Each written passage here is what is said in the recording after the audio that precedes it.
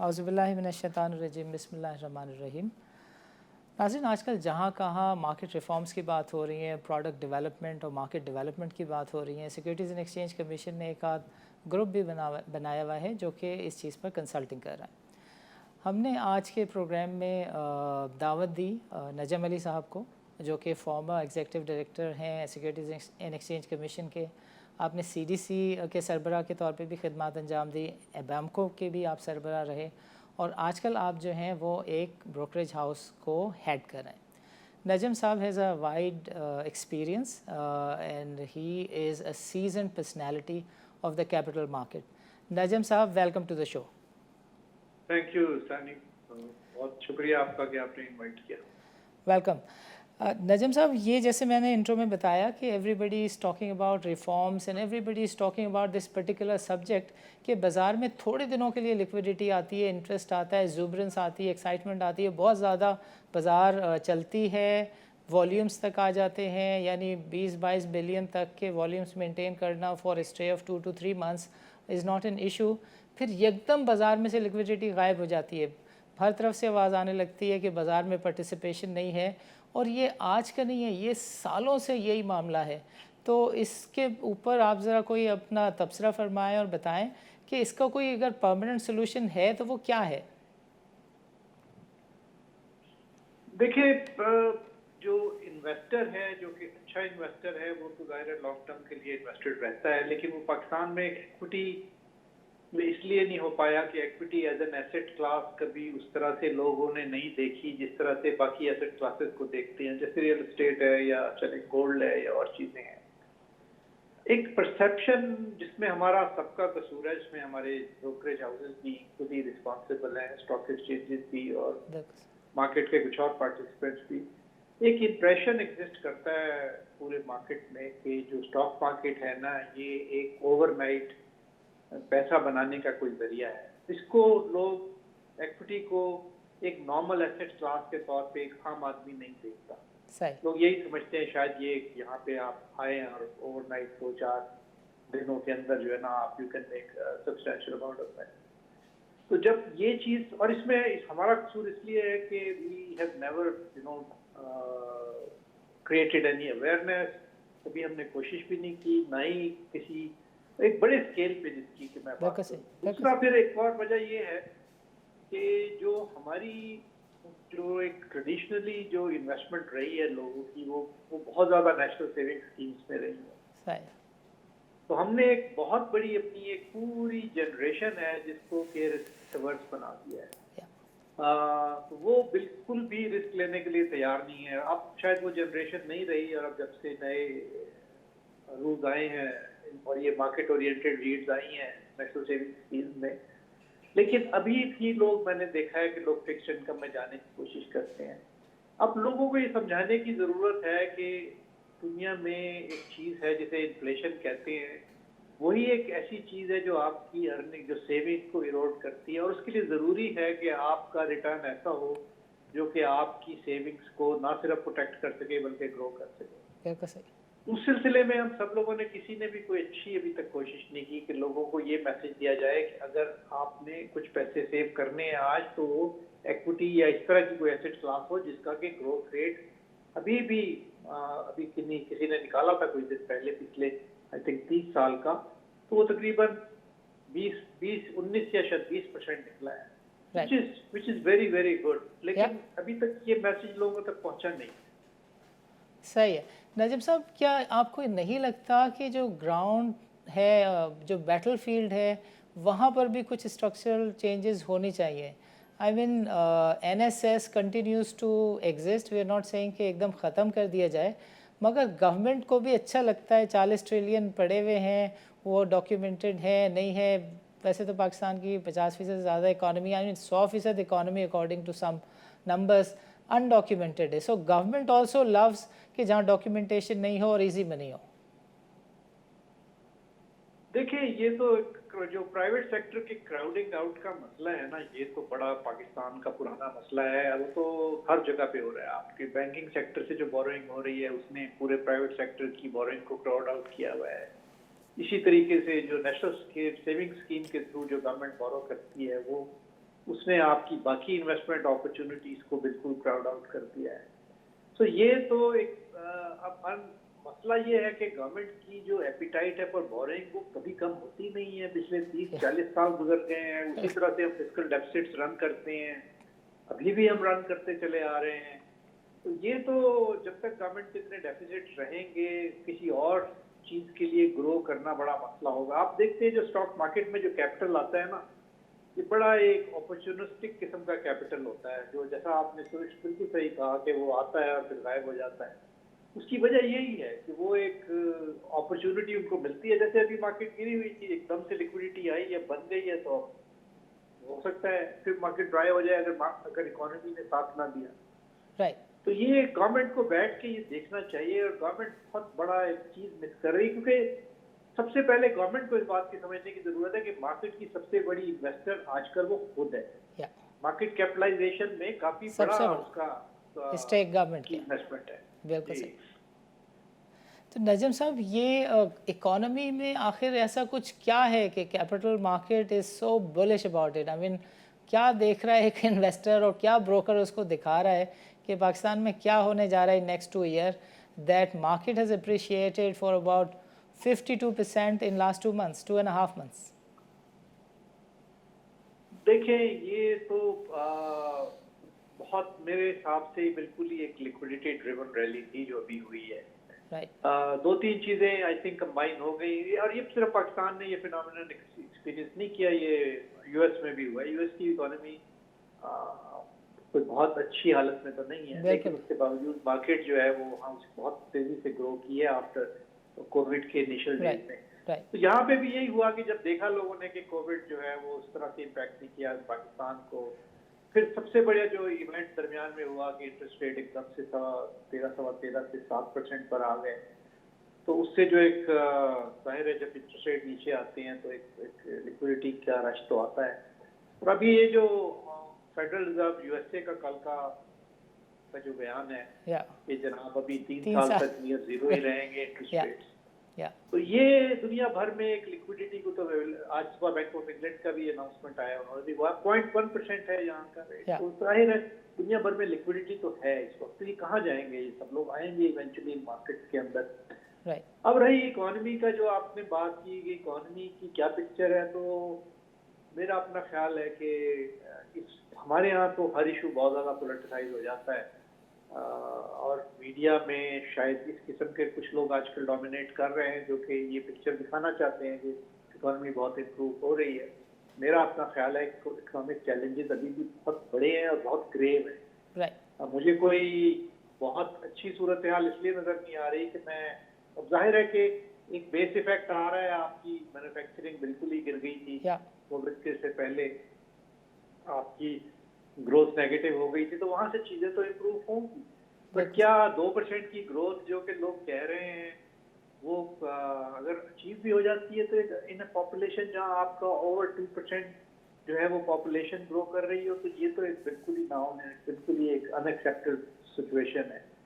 ये तो जब तक इकोनॉमी आपकी ठीक नहीं होगी, जब तक स्ट्रक्चरल रिफॉर्म्स नहीं होंगी, जब तक आपके टैक्स कलेक्शन नहीं बढ़ेगी, जब तक आपके पावर सेक्टर के इश्यूज रिजॉल्व नहीं होंगे, जब तक कि आप अपना एक्सपोर्ट बेस डाइवर्सिफाई नहीं करेंगे, ये बड़ा बहुत लंबा सफर है जिससे पाकिस्तान, मेरा ख्याल है वो शुरू भी नहीं किया पाकिस्तान ने वो सफर, लेट अलोन कि उसमें कोई कामयाबी हो, अभी तो उस तरफ हम निकले ही नहीं है उस सफर। तो नजम साहब, जिन लोगों के रिलेटिव्स बाहर हैं उनको तो ख्याल करना होगा पाकिस्तान में रहने वालों का। ये जो गवर्नमेंट ने नया इनिशिएटिव लिया है रोशन डिजिटल अकाउंट, इससे इस पर आप कितने बुलिश हैं? ये बहुत अच्छा इनिशिएटिव है, मैं इसमें जो है ना गवर्नर साहब ने एक बड़ा अच्छा काम किया। अभी इसकी ज़ाहिर एक बड़ा चैलेंज ये है कि इसको ज़रा इसके जो ऑपरेशनल इश्यूज हैं वो उसको देख लें कि ऐसा ना हो कि यहाँ से खोलने वालों को कोई मुश्किल आए। लेकिन मैं खुद, क्योंकि मैं अभी इस वक्त भी यूके में हूँ और मैंने भी इसको देखा, तो मेरा ख्याल है कि हमारे जैसे लोगों के लिए, जो मेरे जैसे लोगों के लिए बहुत बड़ी अपॉर्चुनिटी है कि जो पाकिस्तानी डियास्पोरा है यहाँ पर, उसको हम टैप करें और उनकी वेल्थ को मैनेज करने के तरीके निकाले जाएं। क्योंकि ये तो अकाउंट खोलना तो सिर्फ एक ही हिस्सा है ना इस पूरे अमल का। असल में तो ये देखना है कि उनको कैसे कन्विंस किया जाए कि वो अपना पैसा पाकिस्तान लाएं। ये सिर्फ अकाउंट खोलने से वो पैसा नहीं लेके आएंगे। تو اس سلسلے میں میں سوچ رہا ہوں کہ یہاں پہ کچھ ایسٹ مینجمنٹ سے ریلیٹڈ ایشو جو ہے نا کوئی سیٹ اپ کیا جائے، اور کم از کم یو کے سے لوگوں کو کنونس کیا جائے کہ وہ پاکستان اپنا پیسہ لے کے جائیں، چاہے وہ ایکوٹی میں لے جانا چاہتے ہوں یا فکسڈ انکم پہ یا کسی اور ایسٹ کلاس میں لے جانا چاہتے ہوں، ان کو فیسیلیٹیٹ کیا جائے، ان کو یہاں بتایا بھی جائے کہ پاکستان میں کس طرح کی اپرچونیٹیز ہیں، کیونکہ یہ کام تو ظاہر ہے گورنمنٹ آف پاکستان کے لیے مشکل ہوگا وہاں بیٹھ کے کرنا، کہ یہاں انویسٹر اویئرنیس کریٹ کرے specially in the Pakistani diaspora. یہ ہمارے جیسے لوگوں کا کام ہے. Government has given us the platform. اب ہمارے جیسے لوگوں کے لیے ضروری ہے کہ اس کا فائدہ اٹھائیں اور اپنے بزنس کو ڈیولپ کریں. بالکل صحیح ہے نجم صاحب، جیسے آپ نے پروگرام کے شروع میں کہا تھا کہ ایک عام انویسٹر جو مارکیٹ میں پیسے لگانا چاہتا ہے اس کو تو جو شارٹ ٹرم والیٹیلیٹی ہے اتنا بادر نہیں کرتی، بیکاز جس نے فیوچرسٹک اپروچ لی ہے، جس کے لانگ ٹرم گولز ہیں، جس نے اپنی بچی کی شادی کے لیے سیونگ کر کے ایکویٹی میں انویسٹ کیا ہے، اس کو اتنا شارٹ ٹرم والیٹیلیٹی سے مسئلہ نہیں ہوتا. لیکن یہ واقعی پرسیپشن کا ایشو ہے کہ جس کی وجہ سے ہمارے یہاں لوگوں کی پارٹیسپیشن انفیکٹ کم ہو رہی ہے. میں نے آپ ہی کی ایک رپورٹ پڑھی تھی جس میں آپ نے بتایا تھا کہ 2010 سے 2015 کے درمیان انفیکٹ یو آئی اینس کی جو تعداد ہے، یو آئی این ہولڈرز کی جو تعداد ہے وہ کم ہوئی ہے. اور ابھی میں نے ریسنٹلی لقمان صاحب سے چیک کیا نیشنل کلیئرنگ کمپنی میں، تو یہ تعداد فردر کم ہوئی ہے، اور اب جو تعداد کم ہوئی ہے وہ ہزاروں میں کم ہوئی ہے. کوئی 50,000 کے قریب account in fact F A T F کے بے نامی معاملات کی نظر ہو گئے اور وہ بند کرنا پڑ گئے. سو آپ کے خیال میں کیا کچھ کرنا چاہیے باہر بیٹھے ہوئے پاکستانیوں کے لیے، اور ساتھ ساتھ پاکستان میں بھی ایسا کچھ کیا جائے کہ مارکیٹ میں وولیٹیلیٹی کے معاملات بھی اور وولیٹیلیٹی کو ڈرائیو کرنے والے لوگ بھی تھوڑا سا بیہیو کریں، وہ تھوڑے دنوں کے لیے سوچ لیں کہ یار ہم بھی تھوڑا سا ریئلسٹک ہو کے چل لیں، تاکہ یہ ایک دفعہ اسپیس مل جائے. بیکاز ایسا لگتا ہے کہ اگر ایک دفعہ کیپٹل مارکیٹ میں جینونلی پارٹیسپیشن آ جائے تو پھر لانگ ٹرم پہ شاید انٹرمیڈیریز کو اتنا کچھ ملتا رہے کہ انہیں یہ کچھ کرنے کی ضرورت نہ پڑے جو وہ آئے دن کرتے رہتے ہیں. یہ تو بات آپ نے بالکل صحیح کی. یہاں پہ جو ایشو ہے نا سب سے بڑا، وہ پاکستان کی مارکیٹس کی جو گورننس ہے نا، وہ بہت میجر ایشو ہے. اور یہاں سے ظاہر ہے بیٹھ کے لوگ آبزرو کرتے ہیں.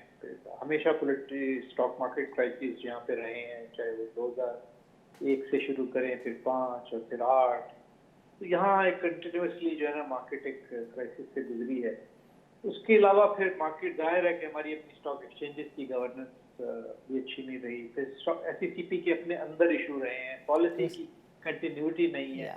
اچانک چیزیں آ جاتی ہیں جو کہ مارکیٹ کو ڈسٹرپٹ کر دیتی ہیں. مجھے یاد ہے آئی تھنک 2017 میں ایک سرکولر آیا اور ایک ہی دن میں جو مارکیٹ ایلیجیبل سیکیورٹیز تھیں وہ ایس ای سی پی نے 100 سے کم کر کے 35 کر دی. ایسے نہیں ہو سکتا. اس طرح سے آپ مارکیٹ کو ڈسرپٹ نہیں کر سکتے. اتنی لیک آف سرٹنٹی جہاں پہ ہوگی وہاں پہ کبھی مارکیٹس میں انویسٹر نہیں آئے گا. میں پرائیویٹلی کمیونیکیٹ کرتا رہتا ہوں اپنے ریگولیٹرز کو، چاہے وہ پی ایس ایکس ہو یا ایس سی سی پی ہو، کہ بھائی آپ کو پالیسی لیول پہ سرٹنٹی بڑھانی ہے. یہ نہیں کر سکتے کہ یہ کوئی مارکیٹ کے جو ریگولیٹریز ہیں کوئی گنے پہ گئے ہیں کہ آپ نئے تجربے ان پہ کرتے رہیں، جب مرضی آئے جو چیز کر دی امپلیمنٹ کر دی، کبھی نکال دی. کوئی پروڈکٹ لیول پہ بھی بعض اوقات انسرٹنٹیز رہتی ہیں. بٹ یہ جو ابھی کرنٹ لوگ ہیں ایس سی سی پی میں اور پی ایس ایکس میں، میرا خیال ہے ان کو اس چیز کی سمجھ ہے. میری جو ابھی تک ان سے انٹریکشن رہا ہے، I think they understand it. اب یہ ایک لمبا مرحلہ ہے. یہ کانفیڈنس انویسٹر کا ایک دن میں نہیں آئے گا. Najam sahab, I think I have to take a short break. ناظرین، وقت ہوا ہے ایک وقفے کا، ملتے ہیں ایک وقفے کے بعد.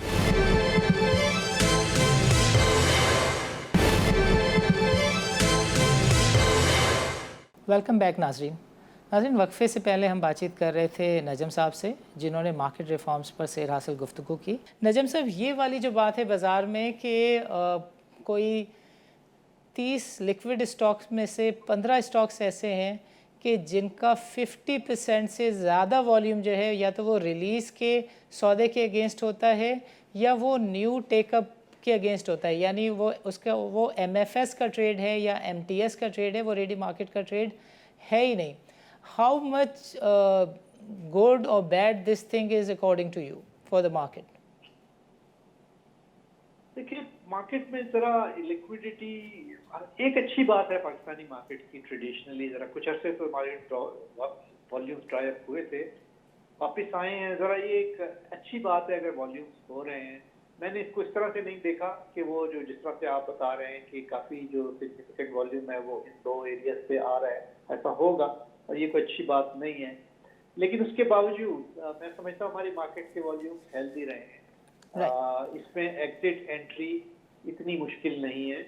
और अगर जिसके अलावा हमारी जो वो जो दूसरी वाली मार्केट है जिसे नेगोशिएटेड एनडीएम की जो मार्केट है वो भी एक्टिव रहती है। हमारे यहाँ ये एग्जिट एंट्री का इशू नहीं है मार्केट का, बट इशू सिर्फ यही है कि किसी तरीके से मैंने अभी भी जो प्राइवेटली कम्युनिकेट किया है जितने भी मेरे जाने वाले चाहे PSX में हो या SCCP में हो, कि फॉरेनर्स को वापस लाने के लिए कोई कंसर्टेड एफर्ट होनी चाहिए और वो हो सकती है इसमें, क्योंकि उनको एक दफ़ा आगे बताया जाए कि चीज़ें इस तरह से है। अभी उनको पता भी नहीं है, किसी ने बताया भी नहीं है। हमारे यहाँ ये ब्रोकर जाते हैं हमने रोड शो करने, इनकी अपनी क्रेडिबिलिटी उस हिसाब से नहीं होती फ्रंट ऑफ। मैं समझता हूँ कि अब रोड शोज होने चाहिए जैसे कि इमर्जिंग मार्केट की एंट्री के वक्त हुए थे जिसमें रेगुलेटर्स ने भी हमारे साथ किया था। तो वो इनको एक एफर्ट करनी पड़ेगी लोगों को बताने की कि पाकिस्तान में किस किस्म की चेंजेस आई हैं या आ रही हैं। नजम साहब, ये जो डिलीवरेबल फ्यूचर है और MTS है, आपको नहीं लगता कि ये दोनों एक ही तरह की प्रोडक्ट्स हैं और इनफैक्ट ये दोनों प्रोडक्ट एक दूसरे से कम्पीट करती हैं? मैंने एक दफ़ा इस पर रिपोर्ट भी बनाई थी और मैंने प्रेजेंट भी की थी स्टॉक एक्सचेंज को, बहुत पहले की बात है, 2016 की शायद बात है। मैंने कहा था कि इसको डिलीवरेबल फ्यूचर को आप वो कर दें, फेज आउट करके सिर्फ कैश सेटल फ्यूचर करें। डिलीवरेबल फ्यूचर में मसला सिर्फ एक और आ जाता है कि जो फिर आपकी जो इस्लामिक फंड्स हैं और इस्लामिक बैंक्स हैं वो फिर आउट हो जाते हैं इस मार्केट से। तो ये एक है इशू, तो इसलिए इसी की वजह से कभी भी कैश सेटल फ्यूचर नहीं चला। बट मेरा ख्याल है कि ये इससे मार्केट की ग्रोथ नहीं रुक रही, ये सिर्फ मार्केट के वॉल्यूम को तो इम्पैक्ट करेगा, कर सकता है, बट अब तो रेडी मार्केट में भी अच्छे वॉल्यूम्स हो रहे हैं। मेरा अपना ख्याल है कि जो चीज़ मार्केट को अभी बूस्ट करेगी वो है कि ज़रा ब्रोकर्स को अलाउ किया जाए कि वो अपनी बुक से फाइनेंस कर सकें अपने क्लाइंट्स को, लेकिन ज़ाहिर है उसके लिए जो भी रिस्क मैनेजमेंट करनी हो, जो डिस्क्लोजर रिक्वायरमेंट है वो करें, क्योंकि ये दुनिया से एक अलहदा ही हमने मार्केट क्रिएट कर दी है जिसमें ब्रोकर की बुक को बिल्कुल ही निकाल दिया गया है। इसको पीछे से बैंक से लिंक होना चाहिए, बैंक ब्रोकर्स की फैसिलिटीज बैंकों के साथ हों और फिर उस फाइनेंस को वो आगे क्लाइंट तक पहुंचाए। ये इस चीज़ पे काम करने की ज़रूरत है मेरा ख्याल है, अगर मार्केट में थोड़े से अच्छे हेल्दी वॉल्यूम्स और जनरेट करने हैं। इनफैक्ट नजम साहब, सिर्फ यही एक चीज़ है जिस पे काम करने की ज़रूरत है, बिकॉज सारी दुनिया में आप इंडिया को देखें जिसने बदले को ख़त्म किया और आज 21 अगस्त से लेकर 25 अगस्त तक भी सौ कि इंडिया ने 1 ट्रिलियन की वैल्यू 5 दिन तक कंटिन्यूसली ट्रेड की ऑन देयर डेरिवेटिव सेगमेंट। सो पाकिस्तान में ये एक बहुत ही यूनिक चीज़ है कि पाकिस्तान में जो इन हाउस फाइनेंसिंग है या ब्रोकरेज के एंड की जो फाइनेंसिंग है वो नहीं है, जिसकी वजह से आप देखें कि बाज़ार में बाकी आपको 10 तरह की और नेकियां करनी पड़ती हैं। आपको SLB में भी कॉन्ट्रैक्ट्स की मंथली बातें करना पड़ती हैं, आपको डिलीवरेबल फ्यूचर्स भी रखना पड़ता है, बिकॉज आप एक जेन्युइन चीज़ को नहीं कर रहे और उसकी वजह से आपको 10 इनजेन्युइन चीज़ें, अननेचुरल चीज़ें करना पड़ रही हैं। ये बिल्कुल सही है, ये बिल्कुल सही है। और इस पे मेरा जो हमारे जो प्रोडक्ट्स हैं उनको रैशनलाइज, एग्जिस्टिंग प्रोडक्ट्स को एक रैशनलाइज करने की ज़रूरत है। मुझे लगता है कि किसी न किसी स्टेज पे PSX और SCCP इसको देखेगा कि इनमें से कौन से कम्पीटिंग प्रोडक्ट्स हैं और कौन सा प्रोडक्ट बेहतर है। ये जो आपने बात की है ना, ये बड़ा ज़रूरी है कि इसको फौरी तौर पे इम्प्लीमेंट करें कि ये जो जो बैंक, ब्रोकर और क्लाइंट की चेन है ना, इसको एस्टेब्लिश किया जाए। एग्जैक्टली। नजम साहब, आखिर में अगर आप कोई मैसेज देना चाहें रेगुलेटर को, PSX को, तो हमारा प्लेटफॉर्म हाजिर है। देखिए, PSX का जो वीकनेस सबसे बड़ी रही है ना, कि वो ये रही है कि ये बिल्कुल ही एक इनइफेक्टिव बॉडी के तौर पे रहा है पिछले मैं समझ रहा हूँ 10-15 साल से, बल्कि ज़्यादा, बल्कि 20 साल से लगा रहे हैं। क्योंकि जब से इस पे इंडिपेंडेंट डायरेक्टर्स आए थे वो तजर्बा मेरे हिसाब से इसलिए कामयाब नहीं रहा इसलिए कामयाब नहीं रहा कि उन इंडिपेंडेंट डायरेक्टर्स का हाँ कोई स्टेक ही नहीं था स्टॉक एक्सचेंज में। वो सिर्फ आते थे और मीटिंग अटेंड करके चले जाते थे। राइट क्या राइट मसलन है, ना उनका कोई स्टेक है, ना उनको स्टॉक एक्सचेंज में कोई दिलचस्पी है, ना उनका नॉलेज है। तो मैं ये नहीं कह रहा, मैं I am not trying to say कि जी इंडिपेंडेंस नहीं, डायरेक्टर्स की इंडिपेंडेंस नहीं होनी चाहिए, बट इंडिपेंडेंट डायरेक्टर का मतलब ये नहीं है कि आप अनरिलेटेड लोगों को उठा के मार्केट में बिठा दें जस्ट बिकॉज कि उनके नाम अच्छे हैं या वो पावरफुल लोग हैं या ये कि वो मशहूर लोग हैं। पूरी स्टॉक, मैं समझता हूँ आप 3 इदारे देखें तकरीबन, आप थोड़े से फर्क से क्रिएट हुए हैं, जिसमें सीटीसी है, हाँ हाँ सही automated exchange and national clearing company. ये 2 इदारे तो कहीं से कहीं निकल गए, सीटीसी और एससीसीपी। बिल्कुल ये जो स्टॉक एक्सचेंज है वही की वही फंसी हुई है। एग्जैक्टली इसकी लिस्टिंग कमेटी में क्यों ब्रोकर्स को बिठाया जाता था, मेरी आज तक समझ में नहीं आई। क्यों बैठते थे ब्रोकर? ये तो सारी की सारी स्टॉक एक्सचेंज की मैनेजमेंट की कमेटी होनी चाहिए जो इसकी लिस्टिंग के लिए कमेटी थी। तो बहुत सीरियस गवर्नेंस के इश्यूज रहे हैं इस एक्सचेंज के अंदर, उसमें एससीसीपी भी पूरी तरह जिम्मेदार है क्योंकि हो ये रहा था कि सेक्स परफॉर्म नहीं करती थी या वो अपना रोल अदा नहीं करती थी, तो फिर उसको माइक्रो मैनेज एससीसीपी करता था। बजाय इसके कि इस इंस्टीट्यूशन को स्ट्रेंथन किया जाता, एससीसीपी ने वो रोल खुद अडॉप्ट कर लिया और उसको वो चलाने लगे डेली बेसिस। बिल्कुल ऐसे सही नहीं चलते इदारे, उनको अपने पाँव पे खड़ा होना दिया जाए। ये बड़ी अच्छी खुशाइंद है कि फारूक खान की और नासिर की अपॉइंटमेंट हुई है। अब जरा इनको ये कंप्लायंस पे भी देखें। और देखिए अभी तक एक बड़ी वीकनेस रही है कि स्टॉक एक्सचेंज की जो एनफोर्समेंट साइड है बहुत वीक है। एनफोर्समेंट जो है वो सिर्फ एससीसीपी का काम नहीं है, फ्रंटलाइन रेगुलेटर पीएसएक्स है। अगर ट्रेडिंग में इनसाइडर ट्रेडिंग है या और शेयर मैनिपुलेशन है, इस किस्म की चीजें सबसे पहले एक्सचेंज को देखनी चाहिए। एक्सचेंज में कभी भी इतनी हिम्मत नहीं रही कि अपने ही रेगुलेटर्स के खिलाफ एक्शन ले सके। एग्जैक्टली वो ये सारी चीजें देखें, हम कह तो देते हैं इक्विटी मार्केट डेवलप की, बट पहले पीछे जाके वजूहात को देखें। आपके दोनों रेगुलेटर सही बिक रहे हैं। बिल्कुल अभी भी मैं समझता हूँ कि एससीसीपी अभी भी उतनी रेगुलेटरी रेट नहीं है उसकी कि वो मेजर मार्केट के लोगों को आकर चैलेंज कर सके। बिल्कुल सही ये उसके साथ होगा इंशाल्लाह, ये भी दिन आएगा कि ऐसा होगा। लेकिन अभी मैं समझता हूँ हमारे रेगुलेटरी इदारे अभी भी उनको जरूरत है कि वो जरूरत से ज्यादा मजबूत और अपनी रेगुलेटरी रिट एस्टेब्लिश करें। नजम साहब आखिर में एक सवाल चाहूँगा, बिकॉज आपके कमेंट से ये सवाल निकलता है, जिस तरीके से लिस्टिंग कमेटी को ख़त्म किया गया है, डी लिस्टिंग कमेटी भी दुनिया में नहीं होती, और डी लिस्टिंग के लिए भी एक कमीशन में रिकमेंडेशन गई थी जो कि ताहाल एक्सेप्ट नहीं हुई, कि जब लिस्टिंग की प्राइस एक ऑटोमेटेड प्रोसेस के ज़रिए आ सकती है तो डी लिस्टिंग की भी जो प्राइस है उसके लिए भी you need not to have a committee of brokers to decide कि कौन सी जो प्राइस है उसके ऊपर कोई कंपनी जो डी लिस्ट हो रही है। डी लिस्टिंग में तो ब्रोकर्स का कोई रोल नहीं होना चाहिए, बिल्कुल सिरे से कॉन्फ्लिक्टेड है वो। आपने देखा यूनिलीवर के सिलसिले में बहुत, मैं समझता हूँ जमाने में वो जो था वो तो अच्छा काम नहीं हुआ उससे, उस वक्त जो कुछ भी हुआ। Najam Saab, thank you very much. Thank you for your time. On behalf of the GTV network, I'm grateful to you. Najam Saab, आपका वक्त निकालने का बहुत बहुत शुक्रिया। नाज़रीन, it's time for a commercial break. वक्फे के बाद हमारी गुफ्तगू होगी मुज़म्मिल हिमानी से। आप एक टैक्स कंसल्टेंट हैं जिनसे हम बातचीत करेंगे कंस्ट्रक्शन पैकेज पर।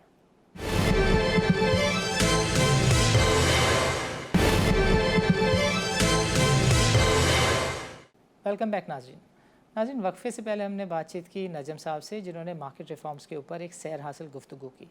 प्रोग्राम के इस सेगमेंट में हमारे साथ शरीक गुफ्तगू हैं मुज़म्मिल हिमानी।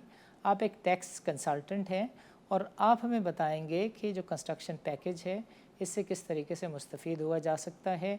आपके पास अगर कोई पुरानी प्रॉपर्टी है या आपके पास लिक्विड एसेट है, कैश है, तो उसको किस तरीके से डिक्लेयर करना है, उसका प्रोसेस क्या है, बैंक अकाउंट पहले होना चाहिए या नहीं होना चाहिए, कंपनी आपको कब बनानी है।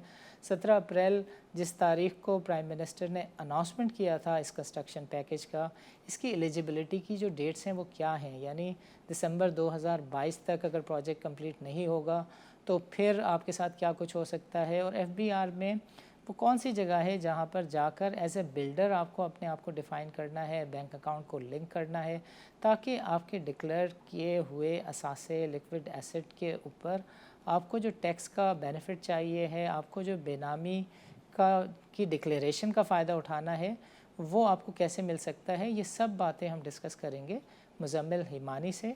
Muzammil, welcome to the show. وعلیکم السلام. Thank you so much Sani sahab for inviting to the show. Muzammil sir, ہمارے ناظرین کے لیے بتائیے گا کہ یہ جو ایمنیسٹی اسکیم ہے یا کنسٹرکشن پیکیج ہے، اس سے دراصل میں کون سے لوگ مستفید ہو سکتے ہیں، اور پاسٹ میں بھی اگر اس طرح کی کوئی اسکیمس آئی ہیں تو ذرا اس سے ریلیٹڈ فیکٹس اینڈ فگرس ہمارے ناظرین کے لیے ذرا شیئر کیجیے گا. اچھا دیکھیں ثانی صاحب، ایک بڑا ایک جو ہے وہ ریلیونٹ اور ایک امپورٹنٹ ڈسکشن ہے، ٹھیک ہے، کنسٹرکشن پیکیج کے حوالے سے. تو سب سے پہلے تو اس کے کچھ فیکٹس اینڈ فگرس کو ہم اگر دیکھ لیں تو یہ اگر ہم بات کریں ہسٹوریکلی تو 3 اپریل 2020 کو جو ہے وہ آپ کے پاس پرائم منسٹر آف پاکستان نے جو ہے اس کو ایک انسینٹیو پیکیج کے اس پہ ایک اناؤنسمنٹ کیا. پھر آپ کے پاس 17 اپریل 2020 کو جو ہے وہ کیونکہ نیشنل اسمبلی جو ہے وہ سیشن میں نہیں تھی تو پریزیڈنٹ آف پاکستان نے ایک آرڈیننس پاس کر کے اسے جو ہے وہ ایک مطلب لا کا پارٹ بنایا.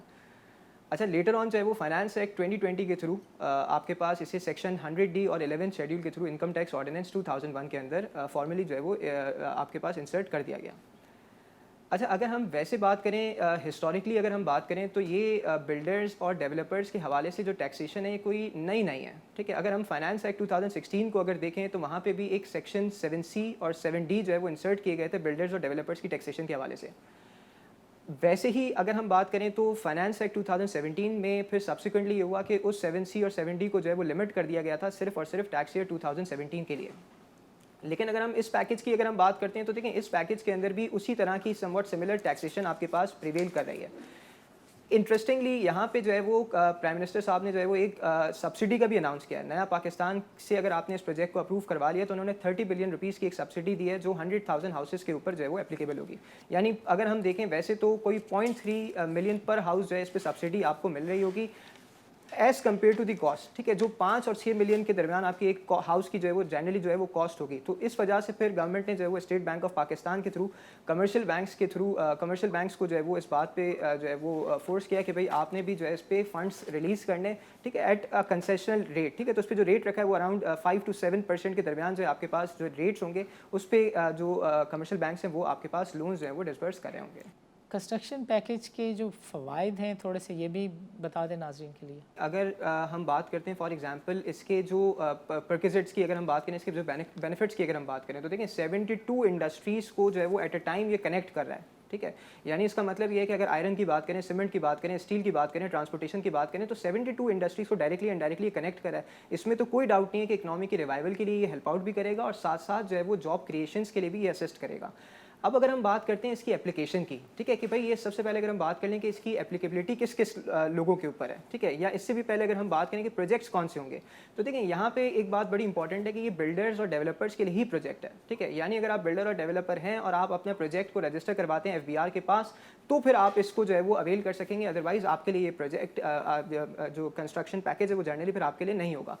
اس میں بھی آپ کے پاس 2 طرح کے پروجیکٹس ہیں، ایک آپ کا ایگزسٹنگ پیکیج ہے اور ایک آپ کا جو ہے وہ نیو پروجیکٹ ہے، ٹھیک ہے. مطلب ایک نیو پروجیکٹ ہوگا، ایک ایگزسٹنگ پروجیکٹ ہوگا. تو دونوں کے اندر اگر ہم بات کریں ڈفرینس کیا ہے کہ اگر آپ کا جو نیو پروجیکٹ ہے وہ یہ ہے کہ 17 اپریل سے لے کے 31 دسمبر 2020 تک، ٹھیک ہے، اگر آپ اسے کمنس کر دیتے ہیں اور آپ کمپلیٹ کرتے ہیں 30 سپٹمبر 2022 تک، ٹھیک ہے، تو یہ آپ کا ایک نیو پروجیکٹ ہے، ٹھیک ہے. اگر ایگزسٹنگ پروجیکٹ کی بات کریں تو ایگزسٹنگ پروجیکٹ کے کیس کے اندر آپ کے پاس جو ہے وہ 17 اپریل پہ آپ آلریڈی کر رہے تھے اور یہ کنسٹرکشن پیکیج جو ہے وہ اناؤنس ہو گیا، ٹھیک ہے. تو اب آپ جو ہے وہ اسے کمپلیٹ کریں گے 30 سپٹمبر 2022 تک. اب اس کے اندر جو ٹیکسیشن ہے بیسکلی وہ آپ کی فائنل ٹیکسیشن ہے، ٹھیک ہے. یعنی اس کا مطلب یہ ہے کہ آپ کے پاس 11 شیڈیول کے اندر ڈفرنٹ ٹائپس آف ایریاز کے لیے ڈفرنٹ ریٹس اس نے ڈیفائن کر دیے جس کے تھرو آپ اپنی ٹیکس لائبلٹی جو ہے وہ ڈٹرمن کریں گے. اچھا ٹیکس لائبلٹی آپ کی ڈسچارج کس طرح ہوگی؟ ٹیکس لائبلٹی ڈسچارج اس طرح سے ہوگی کہ بھائی آپ نے جو ہے وہ over the period of project life, یعنی ایگزسٹنگ پروجیکٹس کے لیے آپ کے پاس جو لائف ہے وہ 3 ایئرز ہے اور جو نیو پروجیکٹس ہیں ان کے لیے جو لائف ہے وہ 2.5 ایئرز ہے میکسیمم.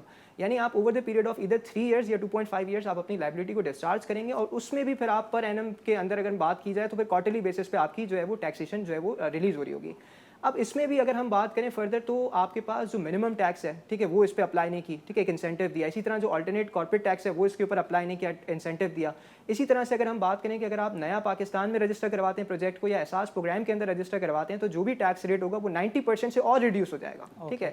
اسی طرح سے اگر ہم بات کریں ود ہولڈنگ ٹیکس کی، ٹھیک ہے، تو اگر آپ کوئی بینگ بلڈر یا ڈیولپر کوئی را مٹیریل پرچیز کرتے ہیں تو آپ نے اس پہ ود ہولڈنگ کلیکٹ نہیں کرنا except for steel and cement, ٹھیک ہے. یا اگر آپ سروس لے رہے ہیں نان کارپوریٹ سیکٹر سے تو اس میں بھی آپ نے جو ہے وہ جیسے پلمبرنگ کی یا ڈفرنٹ ٹائپ آف بلڈنگ یا کنسٹرکشن کے لیے اگر ہم بات کریں تو اس میں بھی آپ نے ود ہولڈنگ نہیں کرنا. इसी तरह से अगर हम कंपनी की बात करें तो कंपनी के केस के अंदर भी आपके पास यही बात है कि भाई कंपनी की जब मैं बात करता हूं तो कंपनी के केस में अगर कंपनी बिल्डर या डेवलपर है और वो अपने शेयर होल्डर्स को डिविडेंड दे रही है तो उस पर भी जो है वो एक इंसेंटिव दिया और वहाँ पे भी आपकी जो है डिविडेंड के ऊपर विथहोल्डिंग नहीं हो रही होगी। वो कौन से लोग हैं, वो कौन से एसेट क्लासेस हैं, वो कौन से एसेट्स हैं लिक्विड और प्रॉपर्टी के जिनको डिक्लेयर करके इस कंस्ट्रक्शन पैकेज से फ़ायदा उठाया जा सकता है? कि जो डिक्लेरेशन की बात है वो इसलिए है कि क्योंकि मैं अपने सोर्स ऑफ फंड्स को जो है वो यहाँ पे वाइड करवाना चाह रहा हूँ, ठीक है, ताकि मुझसे सब्सिक्वेंटली कोई यहाँ पे क्वेश्चन रेज ना करे इनकम टैक्स के अंदर। अच्छा, अब इसी के लिए उन्होंने यहाँ पे जो है वो 2 तरह के टैक्स इम्यूनिटीज़ दी हैं, एक capital investment in new projects के लिए, ठीक है, और एक परचेजर्स के लिए। अगर मैं capital investment in new projects की बात करता हूँ तो भाई फॉर एग्जांपल अगर मैं सोल प्रोप्राइटर हूँ और मेरे पास मैं बिल्डर या डेवलपर हूँ, ठीक है, मैं कैपिटल इन्वेस्टमेंट करूँगा या तो मनी के थ्रू या लैंड के थ्रू। अगर लैंड के थ्रू करता हूँ तो मेरे पास वो ओनरशिप में हो ऑन 17 अप्रैल 2020, ठीक है, और अगर मनी के थ्रू करता हूँ तो मुझे एक नया जो है वो एक अकाउंट, बैंक अकाउंट खुलवा के उसमें अमाउंट डिपॉजिट करवा के ये दोनों चीज़ें डिक्लेयर करनी है FBR के पास, ठीक है, 31 दिसंबर तक, ठीक है। इसी तरह से अगर मैं बात करता हूँ नहीं मुझे सोल प्रोप्राइटरशिप बेसिस पे काम नहीं करना बल्कि मैं काम करना चाहता हूँ। एक सेकंड मुझे बताइएगा, अगर 17 अप्रैल से पहले की कोई प्रॉपर्टी है और वो डिक्लेयर्ड नहीं है तो वो इसके लिए एलिजिबल नहीं है? बिल्कुल, इसमें आप अगर लैंड है तो आप लैंड को as capital investment in new project बिल्कुल डिक्लेयर कर सकते हैं। अगर आपके पास लैंड रखी हुई है तो आप बिल्कुल, लेकिन कंडीशन ये है कि आप उसे एज बिल्डर या एज डेवलपर यूटिलाइज करें, ठीक है। तो आप बिल्कुल, अगर आप 17 अप्रैल के ऊपर अगर आपके पास कोई प्रॉपर्टी ओनरशिप में है 17 अप्रैल पे होनी चाहिए, उससे पहले थी डिस्पोज होगी तो एक सेपरेट ऑब्वियसली एक टॉपिक होगा। लेकिन अगर हम बात करते हैं लेकिन मेरे पास 17 अप्रैल से पहले की जो ज़मीन है और वो टैक्स गोशवारे में अगर डिक्लेयर नहीं है तो मुझे डरना नहीं है, मैं आगे आकर उसको डिक्लेयर करके एज ए बिल्डर उस पर प्रोजेक्ट लॉन्च कर सकता हूँ। बिल्कुल सही कह रहे हैं, बिल्कुल सही कह रहे हैं। अच्छा, इसी तरह अब अगर आप फॉर एग्जांपल कंपनी, चूँकि कॉर्पोरेट सेक्टर बहुत ज़्यादा इन्वॉल्व है, तो अगर मैं कंपनी बना के करता हूँ या मैं एक नई पार्टनरशिप फर्म बना के करता हूँ तो इसके लिए भी रिक्वायरमेंट ये है कि 17 अप्रैल से लेकर 31 दिसंबर तक आपको एक नई कंपनी बनानी होगी या आपको एक नई पार्टनरशिप फर्म बनानी होगी जिसका सिंगल ऑब्जेक्ट ये होगा कि वो बिल्डर या डेवलपर होगा, ठीक है। अब उसमें ये होगा कि शेयर होल्डर, अगर मैं शेयर होल्डर हूँ या अगर मैं पार्टनर हूँ तो मैं अपनी लैंड जो मैं 17 अप्रैल पे ओन करता था या मेरे पास जो कैपिटल इन्वेस्टमेंट है वो मैं कंपनी या पार्टनरशिप के बैंक अकाउंट के अंदर ट्रांसफर करूंगा। आई एम सॉरी, मैं आपको बार बार रोक रहा हूँ। ये जो कैपिटल इन्वेस्टमेंट है, मेरे पास अगर 10 करोड़ रुपए पड़े हुए हैं और मैं कहता हूँ बैंक में वो डालकर कि मैं इससे एज ए बिल्डर कोई प्रोजेक्ट लॉन्च कर रहा हूँ, मुझसे नहीं पूछो ये पैसे कहाँ से आए, तो ये भी ठीक है? बिल्कुल सही कह रहे हैं आप, ठीक है, लेकिन कंडीशन यही है कि वो लैंड आपके पास 17 अप्रैल पे आप अगर वो पैसा है कर सकते हैं, आप बिल्कुल कर सकते हैं, दोनों में से कोई भी इधर ऑफ। ये मेरे पास सोना था, कोई डॉलर थे, वो मैं बेचकर ये मैंने बैंक में पैसे डाल दिए हैं, मुझसे मत पूछो कहाँ से आए। Now I am a builder और डेवलपर और ये मैं इस गवर्नमेंट की स्कीम में से मुस्तफ़ीद होना चाहता हूँ, तो ये मैं कर सकता हूँ। बिल्कुल, लेकिन उसके लिए आपको एक नया बैंक अकाउंट सबसे पहले जो है वो ओपन करवाना होगा और उसके बाद उसको रजिस्टर भी FBR के पास, IRS के ऊपर FBR ने जो है वो बिल्डर और डेवलपर के लिए फॉर्म्स जो है वो रिलीज़ कर दिए हैं। अच्छा, इसी के साथ साथ अगर हम इम्यूनिटी की बात करें, जो एक तो ये कैपिटल इन्वेस्टमेंट के लिए थी, ठीक है, दूसरा परचेजर के लिए, क्योंकि जनरली देखें हर कोई जो, अगर मैं कॉमन मैन की बात करूँ तो वो कभी भी जो है वो बिल्डर और डेवलपर के उसमें नहीं आके जो है वो इन्वेस्टमेंट करेगा। तो अगर मैं फॉर एग्जाम्पल लेट से कि अगर एक रजिस्टर्ड बिल्डर है उससे मैं कोई बिल्डिंग या लेट से उसका कोई यूनिट परचेज करता हूँ, ठीक है, तो मुझे भी उसने 111 के अंदर जो है वो इम्यूनिटी दे दी और मुझसे भी सोर्स ऑफ फंड्स के बारे में नहीं पूछा जाएगा, प्रोवाइडेड कि मैं सारी की सारी पेमेंट्स जो है वो 30 सितंबर तक कंप्लीट कर लूँ, ठीक है, मतलब जो 30 सितंबर 2022 तक अगर मैं इसकी सारी पेमेंट्स कंप्लीट कर लेता हूँ तो फिर मुझसे भी इस केस के अंदर जो है वो क्वेश्चंस नहीं पूछे जाएंगे।